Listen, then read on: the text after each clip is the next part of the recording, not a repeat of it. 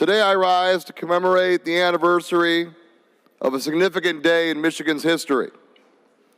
80 years ago today, on June 7th, 1937, nearly 5,000 union members and supporters arrived in downtown Lansing and took part in what is known as a general strike.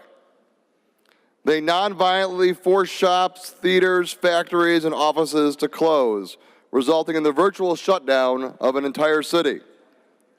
These events were the culmination of efforts of weeks of long strike led by the UAW Local 182 President Lester Washburn. It all began at 2 a.m. on June 7, 1937, when Lansing's sheriff cut the phone lines to the Washburn home and attempted to arrest Mr. Washburn. Unfortunately, Mr. Washburn was not there, and instead, the sheriff arrested his wife. He left their 3 children unattended at her house. Upon returning home, Mr. Washburn called a meeting at the Union Hall where the union decided to call a labor holiday, otherwise known as the general strike. The next workday, in protest of the arrest of Mrs. Washburn, nearly 5,000 union members and sympathizers poured into the streets of downtown Lansing, shutting down many of the businesses for the day, while the Washburn and other union representatives negotiated the release of those in prison. By nightfall, after the intervention of Governor Frank Murphy, the holiday was over, and before long, the employer had negotiated a contract with its workers. The Lansing Labor Holiday was a rare instance of mass spontaneous demonstration by the working class of the city of Lansing to address the injustice standing in the way of the momentum of union organizing in the late 1930s. The peaceful and successful Lansing Labor Holiday gave voice to the desires of this generation of newly employed workers.